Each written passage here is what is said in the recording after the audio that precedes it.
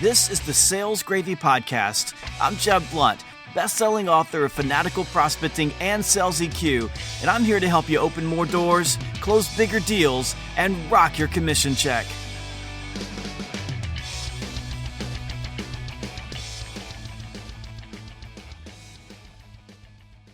There are two types of salespeople in the world, Rainmakers and Rain Barrels. Rain Barrels sit around with their mouths to the sky, hoping they'll get lucky and something will drop in. Rainmakers take control, take action, and make their own luck. In this year's virtual sales kickoff, Mike Weinberg, Mark Hunter, Anthony Iannarino, and myself dispel the myths about how opportunities are created, what salespeople really need to do to be successful, and how you can control your own destiny. On this episode, you're going to learn the real secrets to becoming a rainmaker, how to maximize your income, and how to crush your sales number. Now, here's Virtual Sales Kickoff 2019.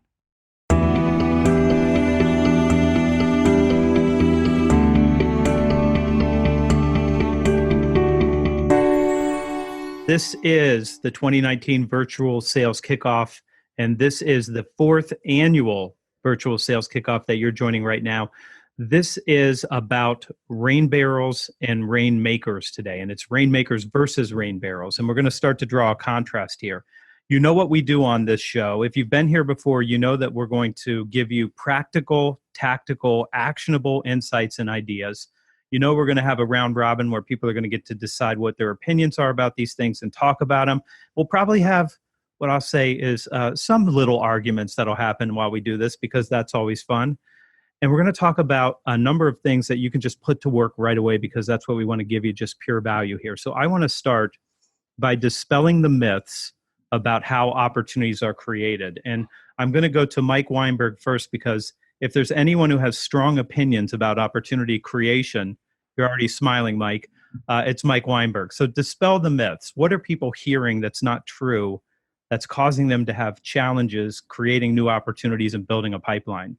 Oh, wow. How about 80% of what they're reading on LinkedIn is not true, right? Everything from wackos telling you that you should follow the lead of Kylie Jenner, right? Because she built her net worth to $1 billion posting selfies on Instagram, to the nonsense from people that claim to be international best-selling authors telling you how dare you ever think about annoying or interrupting a buyer, that it's much better to have people running to you, a loyal tribe of followers.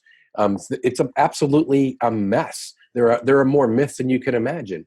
We all know this, right? I mean, in all of our clients, the top producers are laser focused on creating their own opportunities. They take full responsibility for filling the top of the funnel. Anthony, you always talk about one of the biggest issues is salespeople are opportunity starved, right? And the reason they're starved is because they're sitting on their butt and they're waiting, and they're commenting on LinkedIn groups, and they're listening to the nonsense that tells you it's inappropriate today to interrupt somebody, which drives me crazy because if your motivation to sell is pure because you believe you have a better outcome for them and your prospect is probably stuck in some suboptimal situation, man, it's incumbent on you to prospect, to do everything possible to get that meeting because you can bring them value because they need you. I'm going to move to Jeb Blount because I know I may be doing this in order of the strongest feelings because you've got the wrong book up for this. We should have Fanatical Prospecting up behind you, but you do have strong opinions about what opportunity creation means. Well, let's start with Mike said myth. One of the greatest myths is people who call themselves international best-selling authors. There's enough of those out there that I'm an international best-selling author, and you've written one book, and your book has 4 reviews on it, and it's ranked 2.7 million on Amazon. I'm incredulous of all of the best-selling authors. I don't even know where to begin. And that's just like all the people that call themselves sales experts. If someone calls themselves a sales expert, go check their resume, which is typically on LinkedIn, and usually they've had one sales job.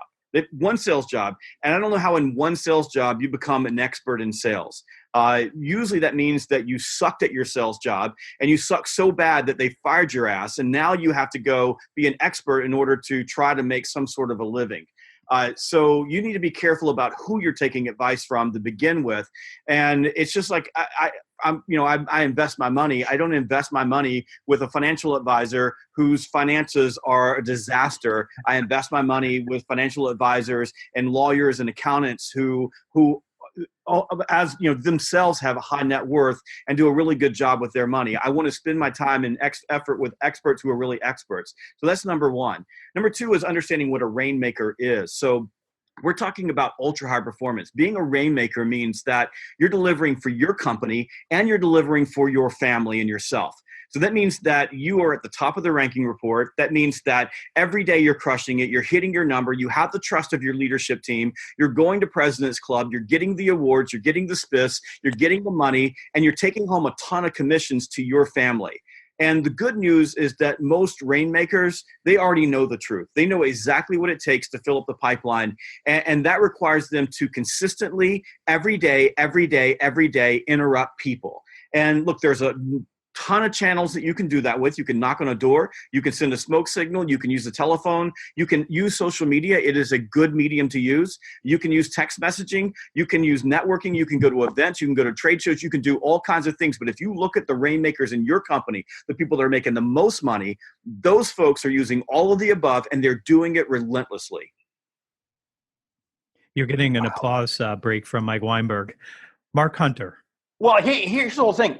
Sales is not about customer service. Sales is about creating incremental opportunities. And that means you've got to get in the face of people. And, if you've got the ability to help somebody, you have the responsibility to get in their face. You have the responsibility to interrupt them. It's not about sitting back, well, let me just post something on social media. Let me just do all this. I'm going to share a quick story. My daughter was telling me that she looked outside the window of her house recently, saw a neighbor's house was on fire. Now, she didn't know the neighbor. Oh, I'm sorry. Well, let me connect. She didn't connect with them on Facebook and send them some posting. No. She called 911 and went over there and made sure those people were out of that house.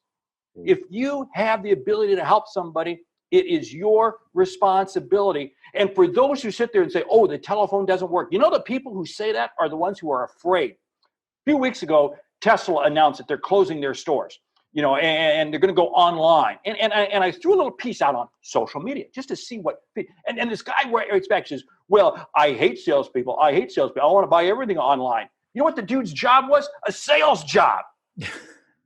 Give me a break. Give me a break.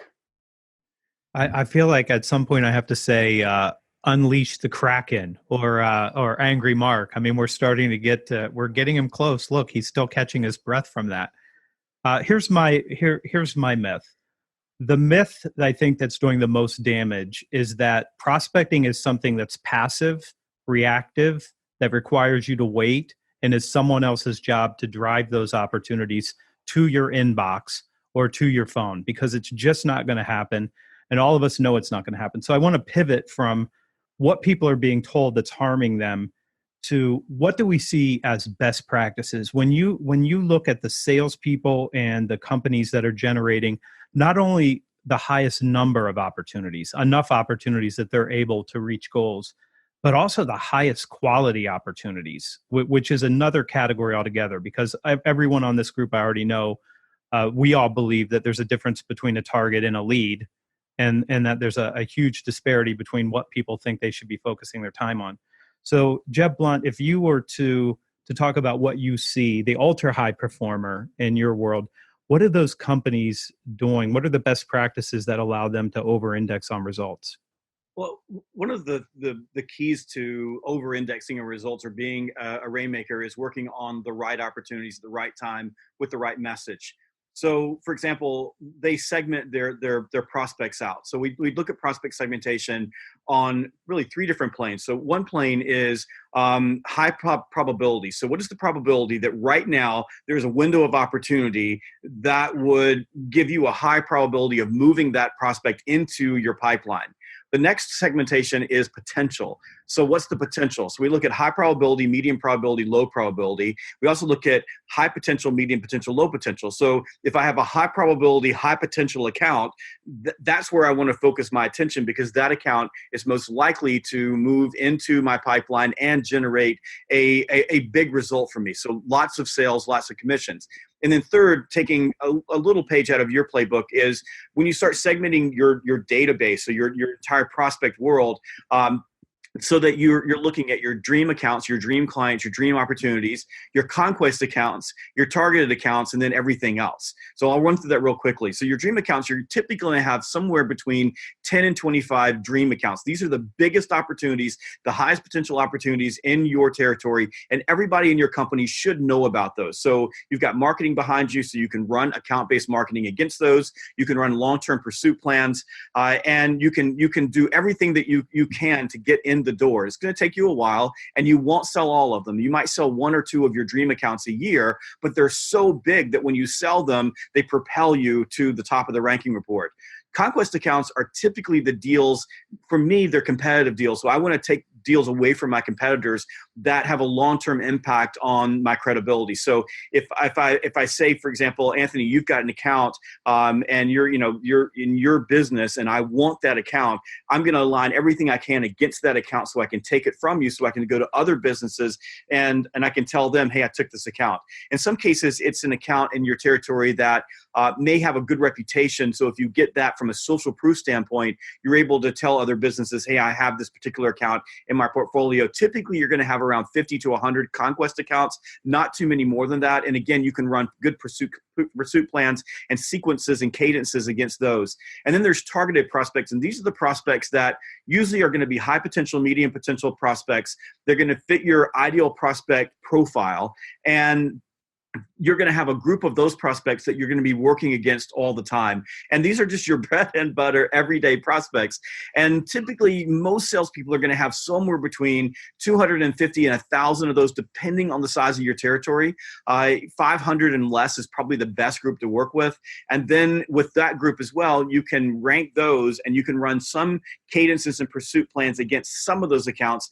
Others, trying to run that type of a pursuit plan is just too much energy, too much effort. So you begin ranking all of your targeted prospects in a way that gets you in front of the right ones at the right time. And so if you just think about what I just said, becoming a Rainmaker means that you have to have a systematic and methodical process for interrupting people. It's not just, let's get fired up and let's go out and knock on every single door. You got to have a plan. You have to have strategy. You got to be thinking about it, and you got to be building your messages. And then you have to use every prospecting channel that you have at your disposal to get their attention, grab their attention, and open up the door when that window of opportunity is at its peak.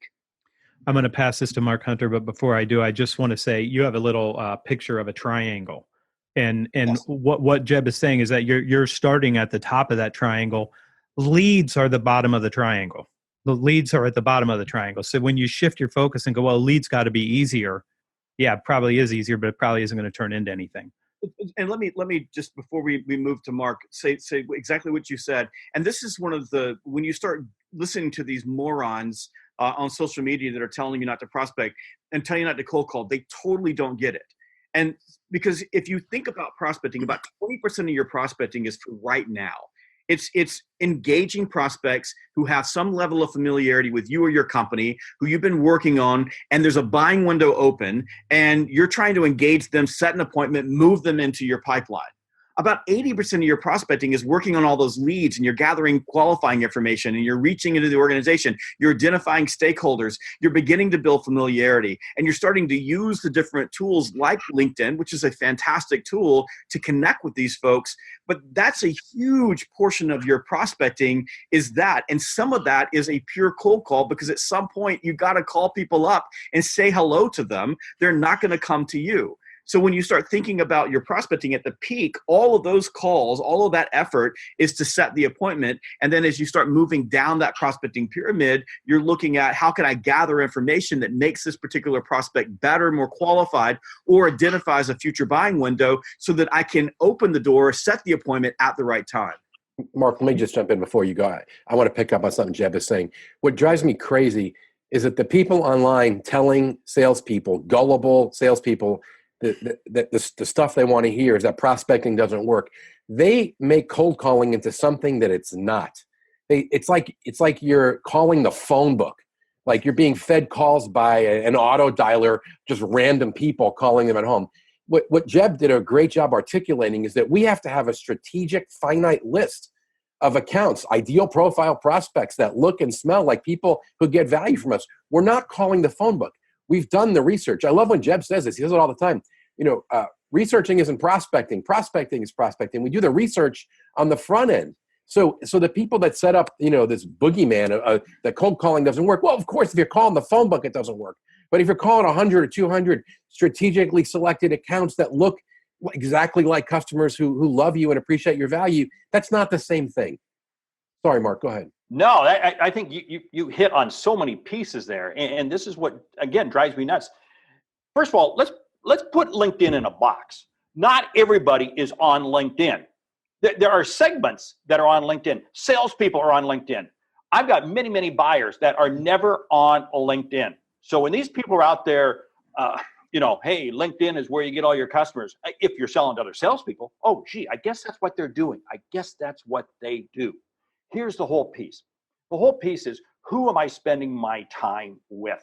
And it comes back, and the whole thing is I got to understand the quality of what that prospect is. This is why I say too many people have prospects. No, they don't have prospects. They have suspects, because they have not qualified them to the highest level of where they want to spend their time. The most valuable asset any salesperson has is not what they sell, is not their customers, it's their own time. And the peak performers, the ones at the top of the food chain, they get it.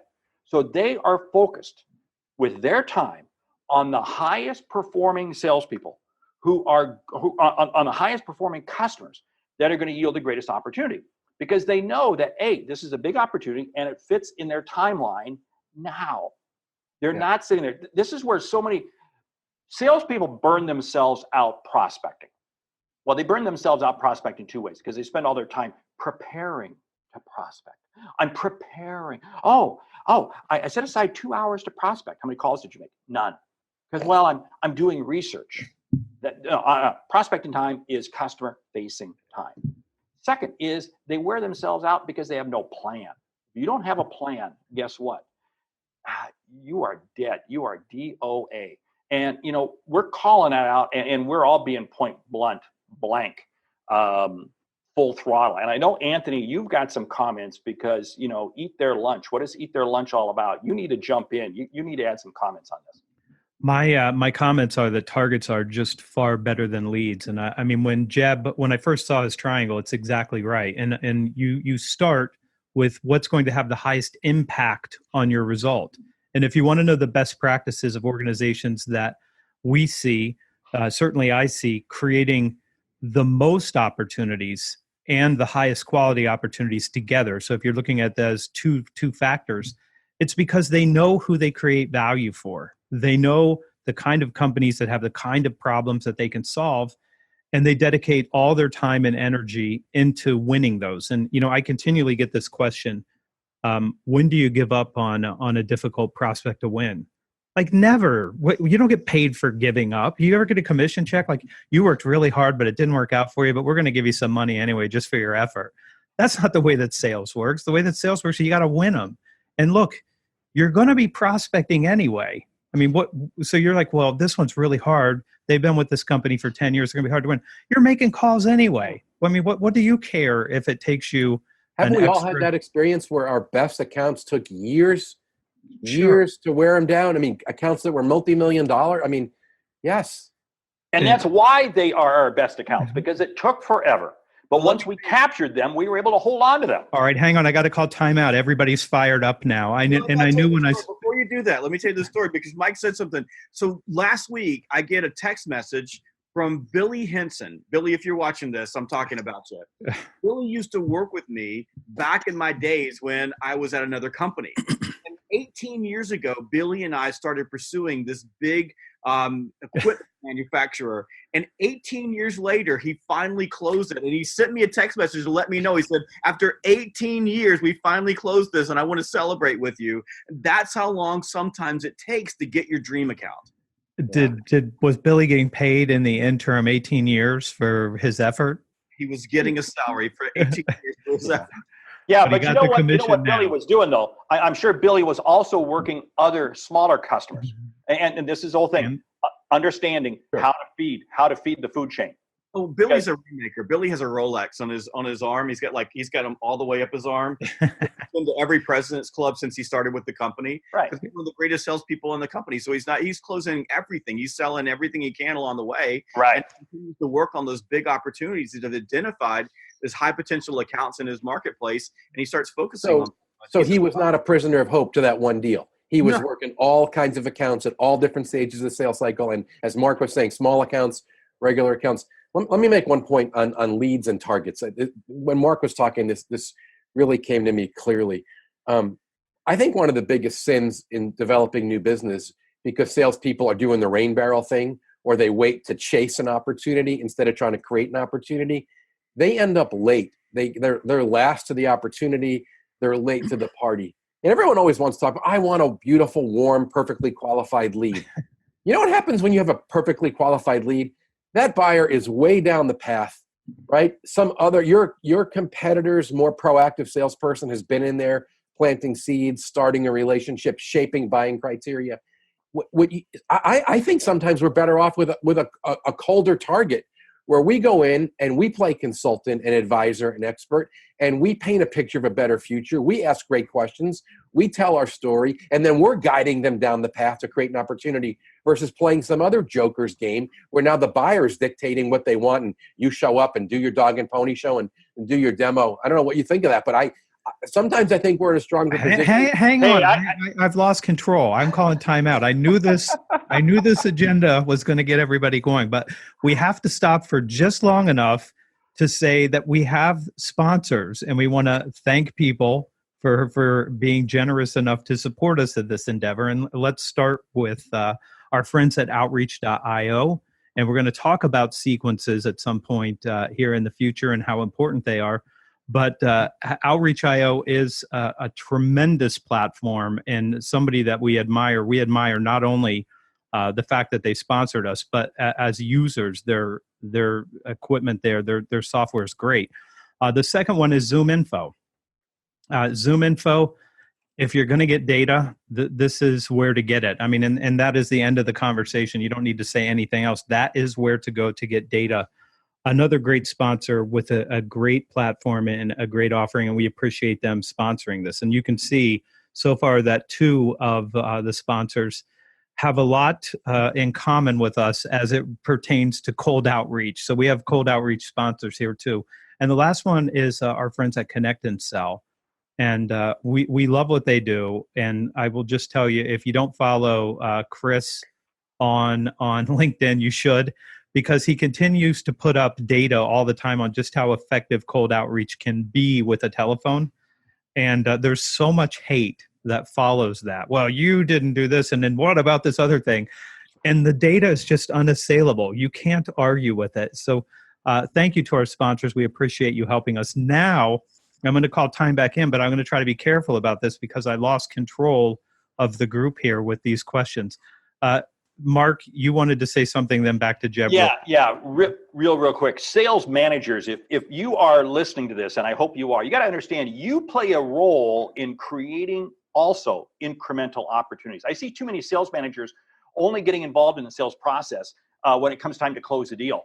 I want you out there having conversations, having dialogue, because you can ask questions that salespeople can't ask. You can walk into an existing account and ask questions, and you're going to uncover incremental opportunities with that other division they just bought. You're going to uncover incremental opportunities with a company that you didn't even realize they owned in another country. Sales leaders, you play a role in creating incremental opportunities. Okay, I'll get on. Okay, Jeb Blount, you were sort of leaning forward, maybe hovering off the ground a little bit, so I just slanting into the camera, so I know you have something to say. Well, I want to go back to what you were talking about, our sponsors, and show you how in real life we become rainmakers, how we focus on outbound effort versus the rain barrel who has their mouth to the sky waiting for something to drop in. So I get a Google alert with my name on it, and it's an article from this big association, and the number one, or the association company of the year. There's an article about them, and my name's in the article. As I read the article, they say we've had the best year we've ever had, and one of the reasons why we have that best year is we use fanatical prospecting to help our sales team get better at prospecting. So I grabbed the article and immediately sat down with my sales team and says, hey, listen, we've got this industry that one of their top members, in fact, the member of the year who got the award, is a picture of them getting their trophy. They use fanatical prospecting. So then we went to Zoom Info, and we went and pulled a list of all of the businesses in that particular industry that do more than $10 million in sales. They gave us a fairly big list. We took that list and we loaded it into outreach.io. And we created a pursuit plan against those. And then we went to Connect and Sell, and we used those leads in Connect and Sell to run an initial call campaign. So we cold called them completely out of the blue. But because there was some familiarity with who we are, we just called them up and said, hey, you're member of the year, use fanatical prospecting. Can we have a conversation with you about how we can help you?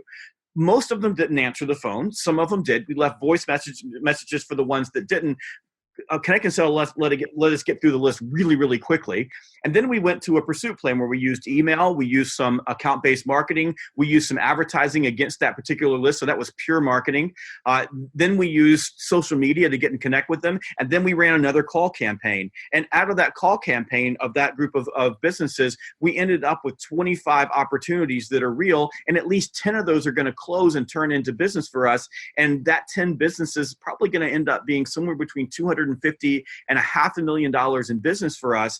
And our entire effort in the entire process, when we really start to look at it, we probably invested, 20 hours of work in the process, but we used all of the tools that are out there available to us to put together a targeted list and then turn that targeted list into qualified prospects, and then turn those qualified prospects into deals.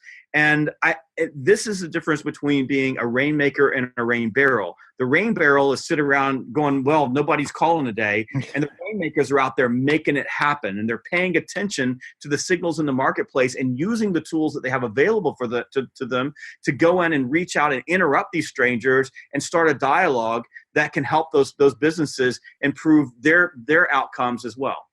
Let me take that and pivot, and I'm going to go first on this one because I want to talk about the order in which we do things in prospecting and the sequence or the cadence of a pursuit plan.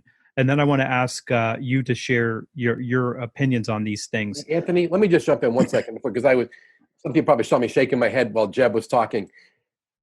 It wasn't what Jeb was saying. I was literally sitting here getting pissed off at the charlatans and the liars in our industry, because Jeb just told you an incredible story, how using all methods necessary, focused around prospecting, drove incredible business.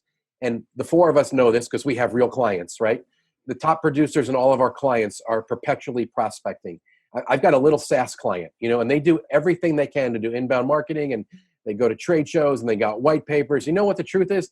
80% of their freaking deals last year were self-generated by salespeople picking up the phone and creating discovery meetings on their own. So those of you just that don't understand why we fight so hard online and we attack, and we're not anti-social. Social helps all of us, but it's the morons lying to you. They're totally untethered from the truth, telling you that prospecting doesn't work when I'm in company after company after company, and so are these guys. Well, we see prospecting work. Jeb just told you a story how it works in his own company. So just be very careful who you listen to. And Mark Hunter says this. Mark, I quote you all the time. It's in the first chapter of my new book. You can't take likes to the bank. And these morons who think they're going to help people writing articles every day on LinkedIn, when you criticize these very sensitive, weird, nouveau experts and say, I'm not so sure you're telling people the right thing, they always point back to how many likes their articles get, as if that's the credibility thing. Like you can, and Mark, what do you always say? You can't take clicks and likes to the bank, period. Boom. Sorry, I had to get that out because Jeb's story was just so on target. We are rainmakers, not sitting around waiting for a rain barrel. I just drafted a simple agenda. I thought it was going to be a rousing conversation, and I have no idea what kind of hell I've just unleashed on the VSK 2019. But it will be entertaining for all of you here, I'm certain. Oh, believe me, it's lighting up social media. I think that there's a method that something like outreach enables. And for me, I did a demo with them, and I wrote a blog post about their picture. I actually used a picture of their sequence that outreach actually uses. So talk about people believing what they believe. They actually use their own product to prospect. And when they pulled the screen up, I said, whose account is that? And they said, that's our account. And I'm like, oh, okay. It had 20,000 companies in a campaign. 18,000 of them had already gone through the campaign, and it resulted in something like 4,500 two-way conversations. But the first line was an email. And the email garnered something like, out of 18,000 emails that were sent, maybe 45 had two-way communication. So it was a very, very small number. But then they made a phone call next, and 1,500 people had two-way communication on the phone. And the first question I asked was, why didn't you just start with a phone call? I mean, it did so much better as a first volley. And the person giving me the demo said, I don't know, we just always start with an email.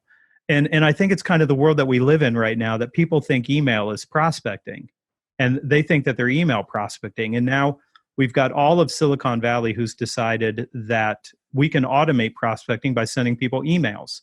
And on one email I got last year, somebody said, I believe I can help your business. Click on these links to see what we do to help companies like yours. I didn't reply. A couple weeks later, I got another email, and it had the first email pasted in behind it to say, just wanted to make sure you didn't miss this. And I did miss it. I intentionally missed it. So I missed it again by hitting delete. And then I got the third one that said, this is really important and blah, blah, blah. And I hope you go back and read these other two emails. And I replied back and said, you should read my friend Jeb Blount's book, Fanatical Prospecting, because what you're doing isn't really working for you, and you might want to take another approach. And I got an email back from the salesperson that said, I didn't even send you any emails. That all came from our chief marketing officer. And I had no idea who you were until I got your email. And that's what people actually think prospecting is. That's what we're up against in this conversation, is that it doesn't require any human effort. You can just be a rain barrel and wait until somebody clicks on one of those links. And then if I would have clicked on the link, they would have said, I'm an interested lead of some kind. But I think that you start with the phone, because the phone gives me a chance to ask for a meeting. And then if you say, I didn't hear enough value in trade for what you asked me for, I get a chance to have another run at it. When I send an email, you're not even there to be involved in the conversation at all. So I think that the email comes first, and you leave a voicemail, and you don't tell anybody to call you back because they're not calling you back, but you leave your phone number. You say, I followed up with an email, and then I'm going to try to reach out to you again next week. And you do that a number of weeks in a row. And you don't try to automate this, and you don't expect anybody to pick up the phone and call you back, because you're trying to get them to give you their business. They're not trying to hire you. So it's incumbent upon you. And if you decide, well, I sent this, and if they want to talk to me, I'll wait for them to call back. There's no waiting in sales. There's no waiting. So for me, I think it's phone first. You can follow it up with voicemail and email. You do that a few weeks in a row. And then after that, you can start going to LinkedIn, and you can start trying to nurture the relationship. So I wanted to say one thing about the myths. The myth is that social is for selling, and social is for nurturing. It's above the funnel. It does a lot to shape, but you're not asking for anybody. You're not asking anybody for anything when you're on social. It doesn't work that way. So I'm going to go to, I guess I'm going to Mark first, because he can't restrain himself. I put the comment out in a blog post the other day that I said social selling is neither. It's neither social, it's neither selling. And believe me, it lit up unbelievably. But here's this whole thing. People have to understand it is the telephone. And those who are sitting there saying the telephone doesn't work are the people who are afraid. I got to share a quick story. I had a gentleman who called me, insurance agent. He's been in my coaching program for a long time. His son, 21-year-old son, coming into the business. He says, I got to teach him how to sell insurance over the phone. Kid was absolutely afraid.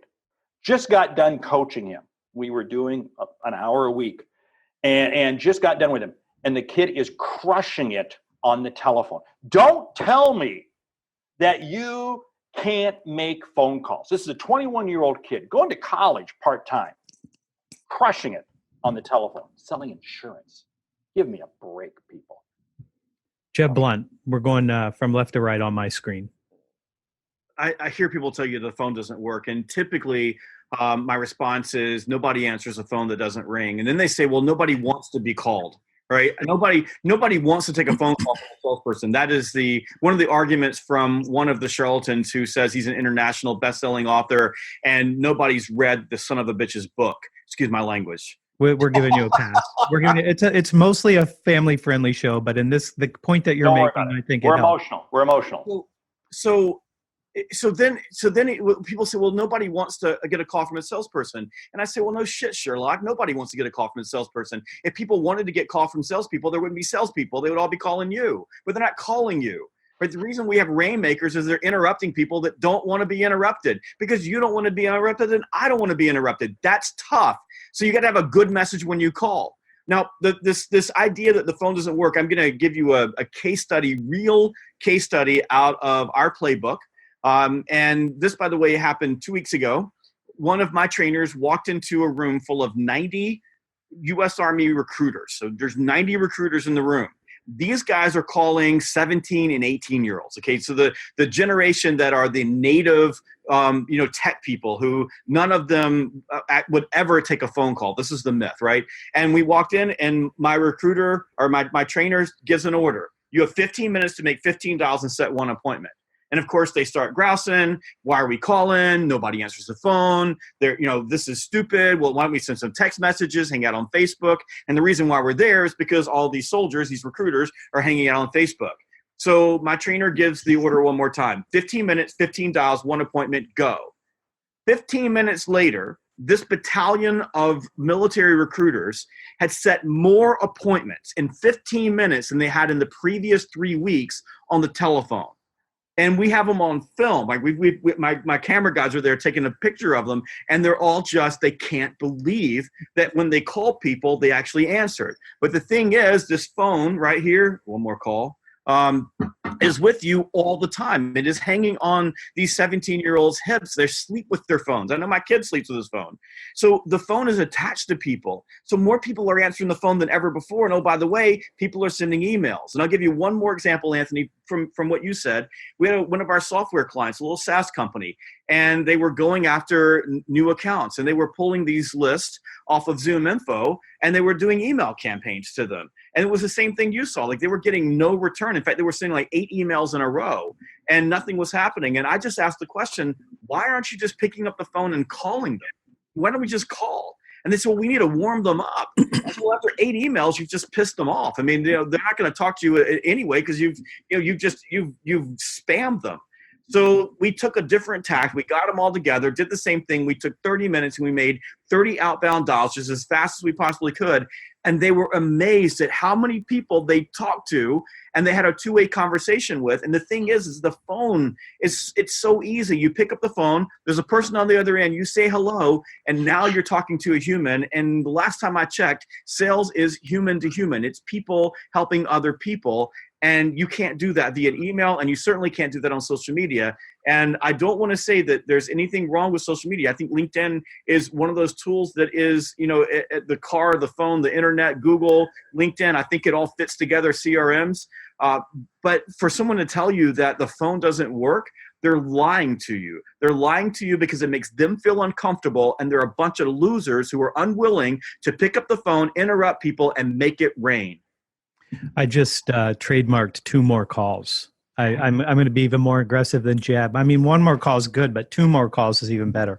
I just trademarked 3 more calls. Hey, can I talk about voicemail real quick? I want to pick up on where Jeb was going and what you guys started. Anyone who really prospects a lot knows this. You can be building a relationship with someone who has not yet returned your call. We earn a callback, or we earn the meeting with perseverance and creativity, right? And you got to keep dripping and dripping and dripping. And if you have good voice tone and you drip little value nuggets on somebody, right, good things happen. And we all have experienced this. You leave someone 4 or 5 good messages, very often they actually will call you back. And you know how they start the phone call when they get back with you? What do they say? I'm sorry. I'm sorry it took me so long to respond. Thank you for your persistence. And then who's got the leverage in that conversation, right? When you're good at this, it works. But you have to put in the effort. You have to sharpen your messaging. You have to be creative, and you got to stick with it. You earn the appointment by perseverance.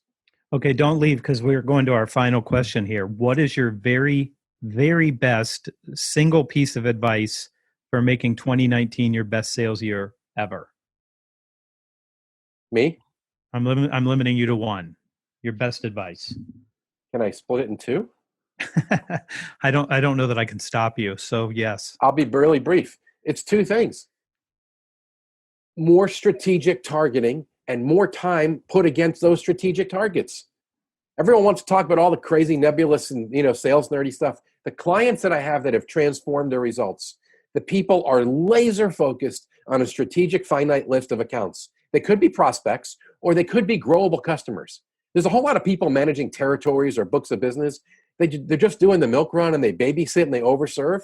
If you manage existing accounts, you got to decide which of those are growable and spend more time working those. Stop bringing donuts to your friends and go call on the hard customers or the non-customers. That's part 1. And part 2 is take back your calendar and stop starting every day in your inbox and looking to be good corporate citizen stuff and decorate for parties. Spend time selling. Make a list and spend more time selling. You'll have a great year. You got to get out of decorating for the holidays. That's bad stuff. Jeb Blount. In this book, Objections, it's right next to me. By the way, this is coming out on audio in a couple of weeks, so you want to check Audible and pick up this book. That was a gratuitous book plug, Anthony. That's my one tip. Read Objections. In this book, I tell the story at the very beginning of the book about a guy named Richard. This guy called me 71 times. 71 times. Now, he left a lot of those were voicemail messages. He sent me a dozen emails. He talked to everybody in my company. He stalked me on LinkedIn, but he called and called and called and called and called. I was sitting in my office. I had one of those rare days where I was off the road, and the phone rang, and I picked it up. And it was this guy, and I recognized his voice. And like he'd been so persistent that I couldn't say to him no. Like I couldn't not have a conversation with him. So I said, "Hey Richard, I got a few minutes. Why don't you tell me what you got?" 71 calls. The call ended with him having my credit card in his hands, and he had my business and still has my business. So my tip for you this year, if you want to make it rain, is be persistent. One call is not enough. One touch is not enough. One email is not enough. One knock is not enough. You have to be persistent. You have to be relentless. And the one thing that I can tell you is that people who are at the top of these companies who buy from you, they absolutely respect relentless because they want people like you on their sales team. And when you're relentless and you're persistent, they will do business with you. I'm not going to plug my book like Jeb or anything like that. I'm just going to pass it over to Mark Hunter. That's all. Well, I'm going to say that book Objections probably has one of the best forewords that's ever been written, but that's a separate piece. Hey, here's the whole thing. Some of the best advice you're ever going to find is in your shower. Now, Anthony, you're excluded from this, but it's on that bottle of shampoo where it says rinse and repeat. Rinse. Rinse does not mean you put the same shampoo. For the person who sends that email, gee, let me send this email to you again. Let me send it to you again. It was a stupid email. Rinse. You put new shampoo in your hair each time. You rinse, new message, new value. Repeat, repeat, repeat. The greatest opportunity you're ever going to have is to allow people who aren't expecting your call, to help them see and achieve what they did not think was possible. That's what being a Rainmaker is all about. Because these people are not sitting there, oh, well, gee, I need to go find this. That's what a rain barrel is. We're helping people see and achieve what they did not think was possible. That doesn't juice you up. If that doesn't jazz you, I'm sorry, you shouldn't be in sales. But that's why we're in sales, because it's about helping people. I love it. Anthony. All right. My best piece of advice is have something good enough to trade for the time that you're asking when you're making these cold outreach. So that means get the business acumen, get a deep understanding, Go in as a trusted advisor, as consultative. And I just want to continue to push on this idea of consultative because, again, you have the myth makers out there telling people that it means that you're not high pressure, you're not hard sell, you ask really good questions. That's not what it means.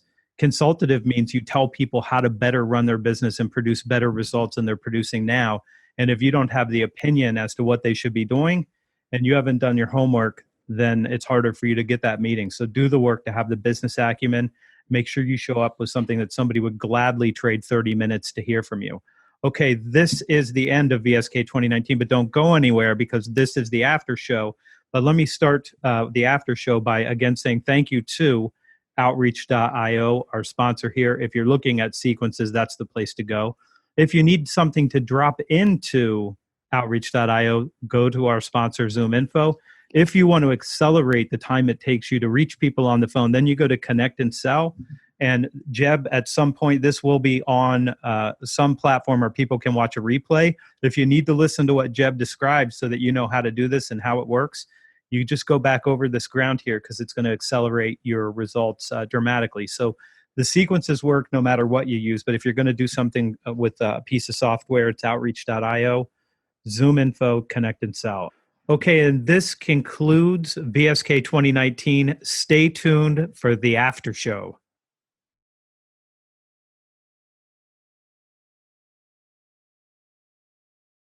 This is the after show. Welcome to VSK 2019 Behind the Scenes with Mark Hunter, Jeb Blount, and Mike Weinberg.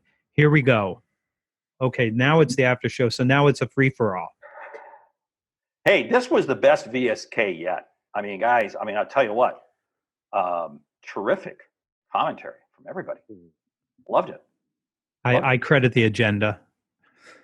I give it all to you. All to you. You know, we look up to you, Anthony, because you are AI. You were artificial intelligence before there was artificial intelligence. When you start with the prompt that says dispel the myths about how opportunities are created, and Mike Weinberg's holding up his Sales Truth book cover there at the end of this, which I got to see. Can I hold it up one more time? Yeah, you can hold it up one more time. So, hey, debunk the myths in the subtitle. Yeah, and you know what's interesting, and Jeb actually was referring to the same international best-selling author that I have a whole page in the book on that person and his quotes because it's so disingenuous. More people will read that page than read his book. Yeah, you're right. I mean, it's there should be some nervous people when that book comes out because if you've been posting stuff on LinkedIn that's not true, there's a very good chance that I quoted you, and we're gonna expose the truth, and then we're gonna give a lot of practical ways that people are creating opportunities and becoming rainmakers and top producers. Hey, you called out Kylie Jenner really, really quickly. I called Kylie Jenner out because there's a social selling expert who decided that she was our role model for business-to-business sales. And the post on LinkedIn actually said something to the effect, do you still not believe that social selling produces real sales? Kylie Jenner increased her net worth to $900 million using social channels. You think she cold called her way to that net worth? And I literally, I want you to think of how lost someone must be to write that. Like, are you going to go to your pharmaceutical client or your defense client or your construction company client or your dealership that sells heavy equipment or my consulting firm and use her? I mean, she's the example. Her posting selfies on Instagram is the model we're going to preach. If I'm a digital sales transformation company and I'm out telling people I'm writing articles telling people this is what you should do. Are you freaking kidding me? They don't even know what Instagram is. I get to see all of the three of your Instagrams, so I can tell you it's not like Kylie Jenner, who I don't know that I would recognize if she was in front of me. So crazy stuff. But let's look at here's the problem. The problem is that if you are a expert, let's just say you've had one sales job in your life, you didn't do a very good job at that. You decided it was hard, so you decided that, hey, I'm gonna be an expert. Look, it's really easy to look like Brad Pitt when you're texting on the internet in your basement. Okay, it's really easy to hop on social media, put up a bunch of memes, get a bunch of likes, people like you, and you can say, I'm an expert. This is what I do, and then you tell everybody that what you're doing posting stuff on LinkedIn, getting a lot of attention. Well, that's what salespeople should do, because that's how you see all the attention that you're getting. And I say this because if you think about, me or Mark or Mike or Anthony, in our small niche of sales, we're public figures. I've written 10 books. I get paid to go stand in front of audiences and give speeches. And I post things online because it creates this aura of expertise, and people see me and people follow me. And I use that to draw people in so that I can go sell more of me. But on the back end, what you don't see is that I have 17 people in my company.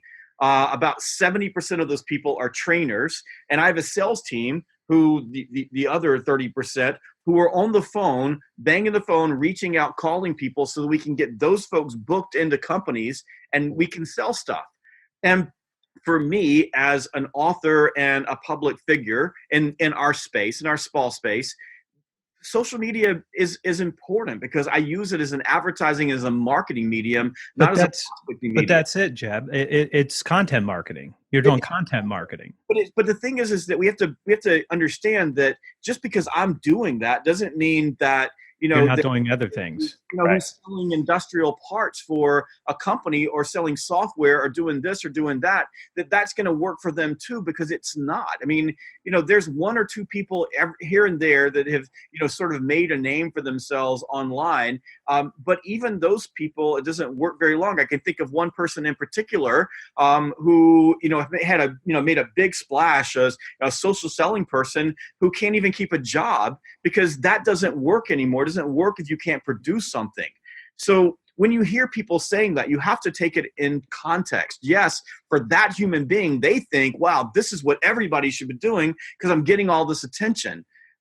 But that's not the reality for most salespeople, nor is the reality, and I'd love to hear your opinion on this, of telling salespeople they need to be blogging more, they need to be writing more, they need to be more content. Because like they don't know how to do that. And I know that there are marketers and companies everywhere that are like they're rolling over in their grave every time someone puts out content that doesn't connect with the brand. Do you even see the two words social and selling anymore in your feed at all? I still see it. I still see it pop up in LinkedIn posts and so forth, and it. So there's 3 to 5 people that continue to use that terminology, right. But there's not more than that. There's no more attention being paid to it. But you know what the new term is? Digital selling. They're calling it digital selling, and it's because social selling didn't work. So now let's call it digital selling. Hey, let's shift gears a little bit because this is the after the show. Isn't this what Outbound's all about? I mean, the 4 of us going at it. I mean, the 4 of us, we've blocked some time for us to have kind of the battle of the Titans. And wow, this is going to be huge at Outbound. But I don't want to tell people that social media is a bad thing, because LinkedIn is a tremendous tool. And there's a lot of ways that you can use LinkedIn to create familiarity, to connect with people, to watch what they're doing, to look for signals, but it's part of a greater system. The problem for the social sellers is they tell you only use this, don't use this, and then when they're called out on the carpet, they go, well, I didn't say that using the telephone isn't a good thing. You should use a telephone, but we need to warm everything up. And that's what the rain barrels are doing. They're waiting for everything to get warmed up so there's the perfect time when the person comes to them. So I want to be clear that the 4 of us are not telling you that digital tools are not a good thing. They're brilliant. They can make life so much easier. But you as the Rainmaker, you have to do the outreach. You have to be outbound. You have to go out and build your pipeline. In fact, great transition. Jeb, that's what outbound is about. Right. And Jeb, you say this all the time. Every appropriate, ethical, effective means necessary. You're the one that always throws smoke signals in there, right? But let's be clear about the way that the argument has been made, because none of us have ever said anything except omni-channel. Every single medium available to you, everything that you can possibly do, you do it. But the people who have decided that social selling is a thing have been very, very clear that the phone is not one of those choices. So you can never make cold outreach. You can never pick up the phone. You're never to interrupt another human being. They said that that's what social selling meant. For us, we've never told anybody not to use the tools or to use them well. I think, in my own opinion, I think it's all above the funnel. I think it's all nurture. I think it's all shaping mind share. I don't think you're asking anybody for anything, so it's not prospecting for me. Because if I'm truly prospecting, I'm asking somebody for a meeting. And I'm not asking you for a meeting on Twitter. And I'm not asking you for a meeting on LinkedIn. I might nurture the relationship there, but if I'm asking you on the phone, because that's the greatest likelihood of me being able to gain a meeting in the first place. So I just want to remember, we didn't draw a line that said, look, you can only use the phone. And none of us only use the phone. We all use the phone, and we use every other choice too. But the fact of the matter is, when they framed it up that way, the reason it died and the reason it's not relevant anymore is because it did say this is now the only way to prospect, and you wait for inbound leads to come to you by talking to people online. And you should be, if you're a field salesperson, you should be going out and walking into doors. When you go to your appointment, right, you should do a T call. Look to your left, look to your right, look behind you, and knock on all those doors and say hello to those folks.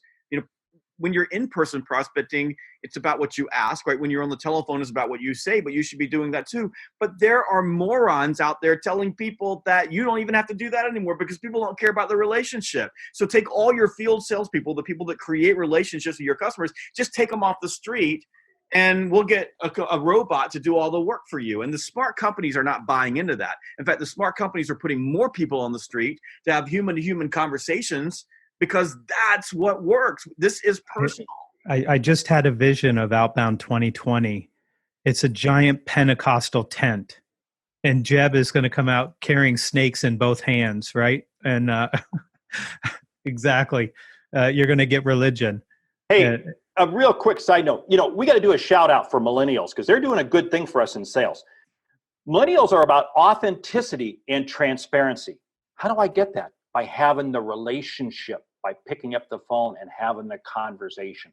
Authenticity and transparency. I'm not going to get that by just posting stuff on internet and waiting for things to happen. No. Can I shift this to outbound for just a minute? Okay.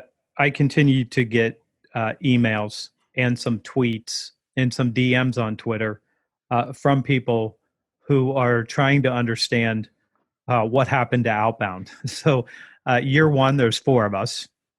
This 4. And then year 2, there's 4 of us. And then year 3, there's 21 of us. Is that what happened? Is there 21 in that neighborhood?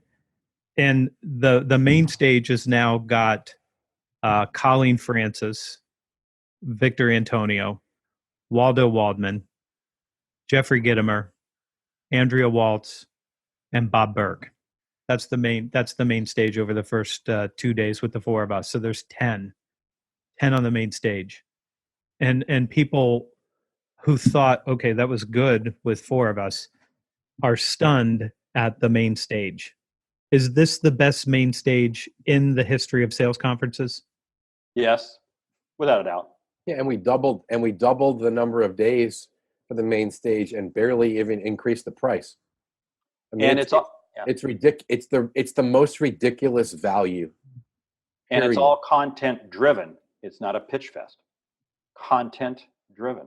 Well, that's the question that I get from people all the time is this going to be like those other conferences that I go to where, you know, there's somebody up on the stage rambling on about their product and it's basically a veiled commercial. And then there are people in the audience pitching everybody in the audience. And when you walk out, there's this whole pitch about, you know, some financial instrument or you know, something else. And I just say, no, the reason that Outbound is different is because of that. The reason that we don't have 50 sponsors like most of the conferences do. We make we are able to pay for the conference and make a little bit of money on the ticket sales. And by the way, for everybody listening, I think it's important to say that every dime that Outbound is produced, and it's kind of almost of a break even conference, and we do it because we love sales. But every dime of that has been used to build the next year's conference and make it bigger. Rather than to put money in our pockets. And it's not that we're not capitalists, because we are stone cold capitalists, but it's because we made a decision to make an investment in the sales world and deliver real content and real training and get rid of the pitch and change the shape of sales conferences so that you don't have to go to someplace and endure, 8 hours of people throwing commercials at you. What's funny, I got one email from a guy who, when I sent out an email about the no pitching rule when we were selling tickets, because we are capitalists and we do actually sell things and we're not ashamed by selling things naturally. And he said, you just pitched me. And I said, yes, I did. But I didn't make you pay to come into a room where I could pitch you. That's the difference. I'm pitching you. This is free for me to pitch you here because it's an email, but I didn't make you give me $599 to sit in a room and be pitched. It's a very, very different model that we're operating. I tell you what, go ahead, Mark. I had lunch the other day with a gentleman who just went to 2 very big events. First word out of his mouth for both of them, pitch fest. And he was asking me about outbound. We're going to pitch you on prospecting. We're going to pitch you on building a pipeline, and we're going to pitch you on being more productive with your time. That's what you're going to get pitched on. Mike Weinberg. Mike. Yeah, I mean, so many thoughts. Look at the people we've invited to join us. I mean, it's just an unbelievable lineup. This week is the highlight of the year for the 4 of us. It is so much fun and so energizing, and it's exhausting. Like Anthony, you said this in one of your emails where you're promoting the conference. We don't hide in the back. We're not sitting in some green room. We are running around the auditorium. We're taking selfies. We're signing books. We're laughing. We're interacting with people. I mean, it's absolutely crazy. I mean, it is so much fun. And I think one of the best testimonials of the value that Outbound has created are the number of people that are coming back for the 3rd time. Yeah. You don't come back to a conference. I mean, think about what that says, to hear from the same people again because you didn't get value. It says everything you want. And a lot, this year we have more time because we got the 2 days. I'm bringing some fresh material that no one's ever heard before, right? We all have new books. So there'll be some of the tried and true things, but there's going to be some brand new content you've never heard from us before because we want to share it with you people that are coming, and we're pumped. And the other main stage speakers are pumped. I mean, I tell you what, I can't go a couple days without getting a note from whether it be Colleen or somebody saying how much they are looking forward to it. Waldo popped me a couple notes this week. He popped me a couple text messages. I mean, this is the sales event. And if you don't know who these people are, go out and check them out on Amazon or check them out on Google. These people crush it. But I want to get beyond the main stage because I think one of the things that we did last year that was incredibly successful, we've blown that out this year, are the elite sessions. So the elite sessions are the 3rd day, they're the last day, and we're going to have 20 training sessions, 90-minute training sessions with some of the top sales trainers in the entire world. People like Lee Sauls, Jennifer Gluckow, Bernadette McClellan, Gene McNaughton, and Sam Richter, who was incredible. And you go check Sam out. You'll want to go to his event. The 4 of us. And many, many, many more. We're going to have these 90-minute sessions, and there's space in between the session. We did this intentionally so that when you get done, you don't have to go immediately to the next session. You can stick around and have a conversation with the trainer. And if you got questions or you want to interact, and we see that some of these things go a little bit longer. We got James Muir, Larry Levine, Sherry Leviton. I mean, all of these people coming in. And if you get the elite session, all of those sessions will also be recorded so that you can later on go back and watch them again, so you have access to it long term. So not only do you get the 2 days of the main stage with these amazing speakers, but you also get a full day of sales training. And this, by the way, is why you want to bring your entire team. Your entire team can come in. You can actually bring your company. This can be their sales kickoff, and you're going to get a breadth of sales training and have access to it after the event that will help your team get better in 2019. In fact, this is the key to becoming Rainmakers in 2019, is learning these skills that these great speakers and trainers will be teaching you.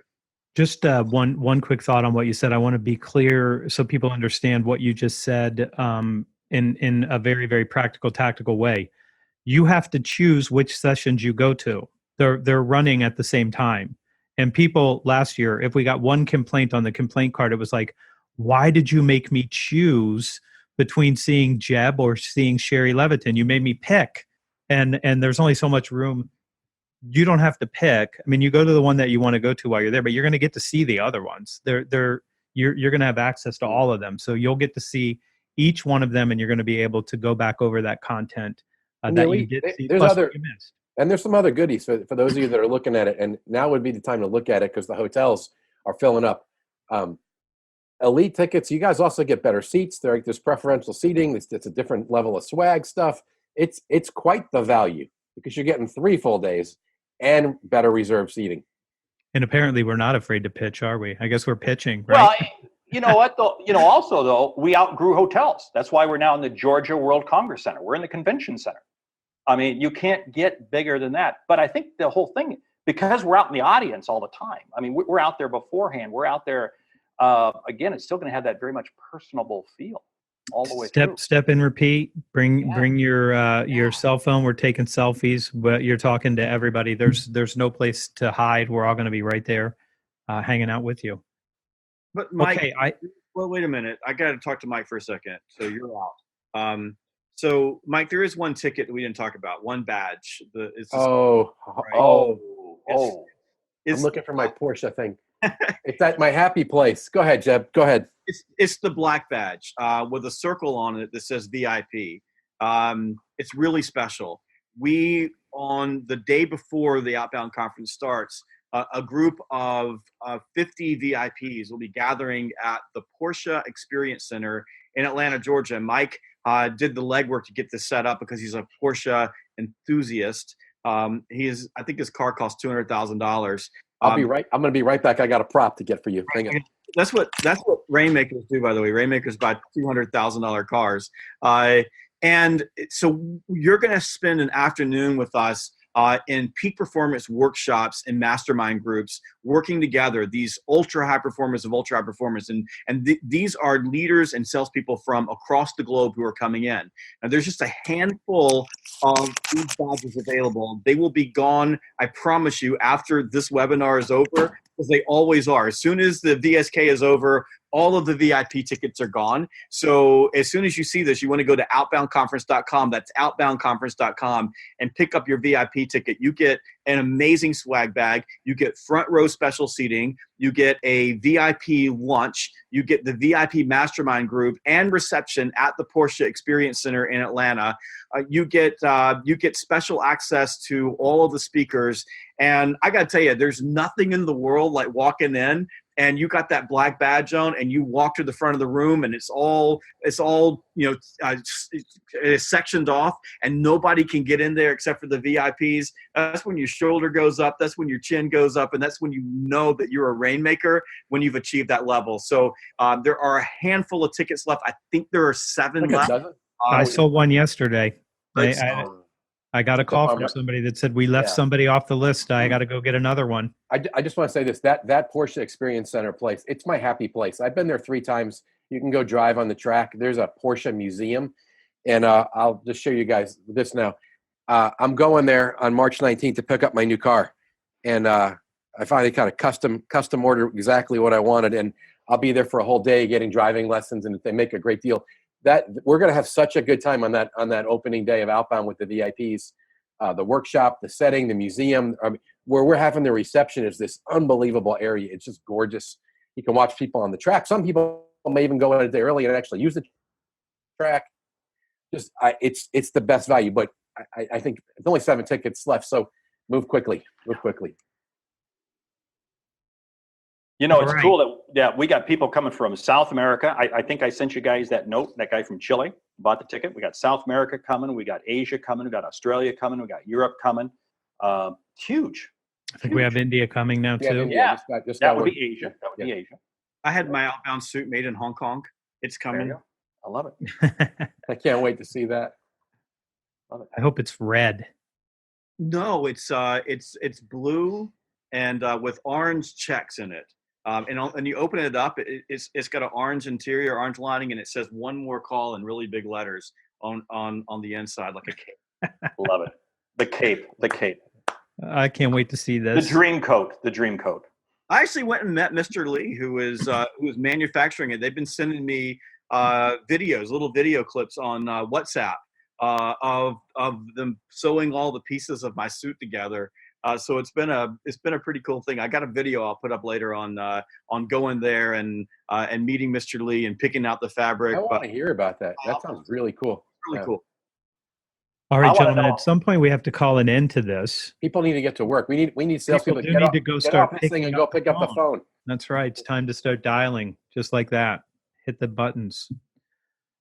This is VSK 2019, the after show. Thank you for staying here with us. All of the links will be available to you. So when you get a note from us, you'll have a replay if you want to watch the replay.